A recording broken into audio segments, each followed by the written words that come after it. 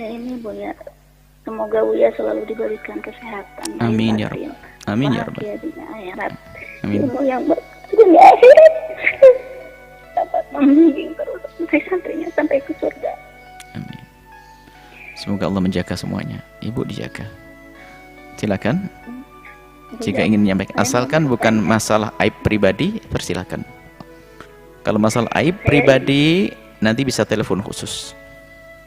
Iya, ini Bu ya, bagaimana hukumnya kalau tanah hibah yang telah diwasiatkan tidak dikasihkan ke orang yang berhak menerimanya. Terus ini ada pertanyaan lagi, bagaimana hukumnya juga warisan yang telah ditetapkan dan diwasiatkan Bapak, supaya Bapak itu mewasiatkan itu supaya tidak ada kecekcokan antara anak-anaknya, terus dirubah lagi oleh saudara-saudara saya. Bagaimana juga hukumnya, Bu ya? Baik. Assalamualaikum warahmatullahi wabarakatuh. Assalamualaikum warahmatullahi wabarakatuh. Hibah pemberian harus disampaikan kepada yang berhak.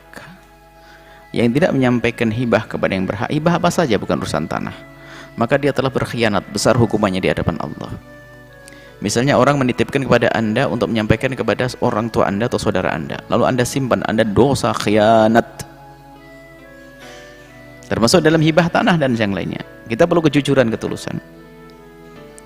Akan tapi yang perlu dicatat juga, bisa jadi misalnya orang tua menghibahkan tanah kepada salah satu anaknya, akan tapi tidak ada saksi.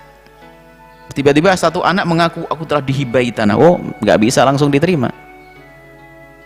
Misalnya saya punya orang tua, tiba-tiba saya berkata kepada kakak-kakak saya, oh tanah Umi yang ada di sana telah dihibahkan ke saya. Oh nggak bisa serta-merta begitu, harus ada saksi dong. Jangan-jangan saya ngaku-ngaku mau menghabiskan, ngaku semuanya telah dihibahkan. Sebab kalau hibah itu sah, selagi masih hidup, hibah itu diberikan kepada siapa saja sah, kepada masjid, kepada ini, selagi masih hidup. Jadi harus pembuktiannya dulu dengan saksi. Ada dua saksi yang bisa, orang jujur yang bisa menyaksikannya. Nah, itu harus ada saksi, ada bukti. Apakah hitam di atas putih? Kalau tidak dengan saksi orang yang hidup di kiri kanannya. Nah, atau dengan bukti-bukti yang menjadikan orang percaya. Kalau memang tidak ada tanda ke sana, ya nggak boleh, nggak bisa kita memaksakan. Satu. Yang kedua, di sisi lain, kalau kita melihat tanda kejujuran, nggak perlulah kita berbohong, mendustakan. Misalnya apa? Salah satu saudara kita mengatakan, ya akhi, saudaraku semuanya, ingat nggak mobil yang kecil yang sudah riat di sana itu? Waktu itu kan saya bawa ke rumah. Kemudian tiba-tiba ayah mengatakan, sudah kamu ambil saja. Ya masuk akal karena barangnya kecil. Tapi kalau tanah berhektar-hektar tiba-tiba hibahkan ke saya diam-diam, ini perlu dicurigai juga. Jadi hati-hati ya. Jadi sisi kita yang mendapatkan hibah, nggak boleh kita maksa yang lainnya selagi kita tidak punya saksi, karena belum tertulis dalam surat. Hitam di atas putih, belum pindah atas nama kita. Bisa jadi saya bohong kok untuk meraup, untuk mengambil peninggalan yang lebih banyak lagi. Bisa jadi saya bohong. Maka justru yang lain itu jangan gampang percaya. Setiap orang mengaku dirinya dihibahi, jangan gampang percaya, itu bahaya. Nanti ada orang tetangga, loh kemarin bapakmu telah menghibahkan tanah sebelah ke saya. Ayo mau apa, yuk.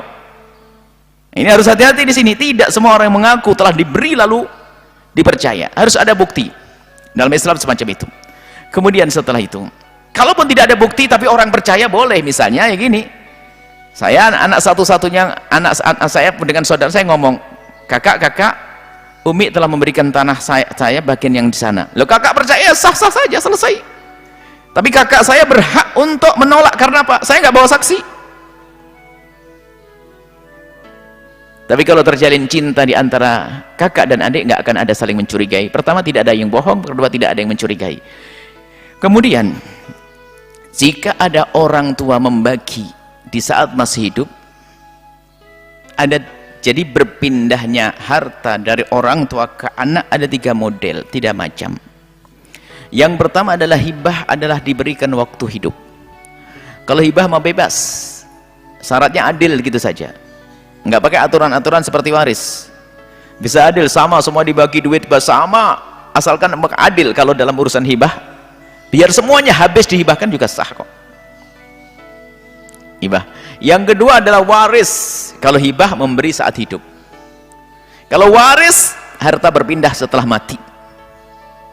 Kalau wasiat, pesannya waktu hidup, baginya setelah mati. Itu. Antara hidup dan mati itu wasiat. Jadi kalau aku mati, nak tolong tanah ini berikan ini, wasiat. Nah ini Anda menanyakan, itu telah berwasiat, wasiatnya kayak apa sih?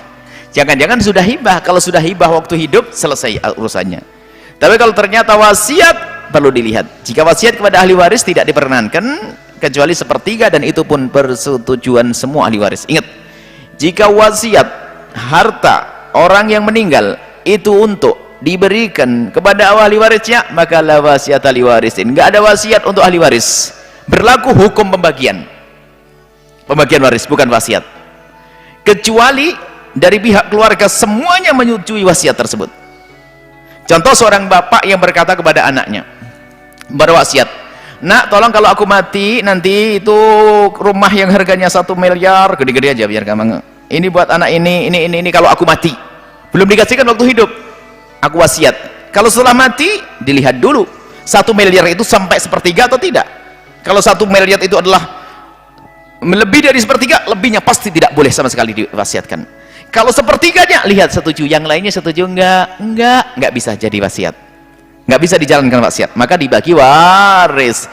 Jadi kelihatannya, nah kita belum tahu betul, sepertinya itu adalah itu wasiat, akan tapi ternyata ada ahli waris yang belum setuju sehingga mau dibagi dengan cara waris. Nah seperti itu, maka kembalikan pada ulama. Dan jika ini kejadian yang sesungguhnya, Anda bisa menulis yang rapi, panjang ceritanya, kirimkan ke Al-Bahjah, nanti akan kami beri jawaban tertulis juga, biar nanti menyampaikan kepada saudara-saudari Anda, bukan Anda tapi surat, supaya tidak terjadi percekcokan. Kalau Anda bahas ini di dalam keluarga, maka yang terjadi adalah percekcokan, perselisihan, malah menjadi kerenggangan, bahkan mungkin keretakan sebuah keluarga. Itu saja. Semoga Allah mengampuni semuanya dan mengangkat derajat kita semuanya, dan semoga Allah mengampuni orang tua kita yang telah mendahului kita, yang masih hidup panjang umur dalam ketaatan, sehat walafiat. Wallahu a'lam bishawab.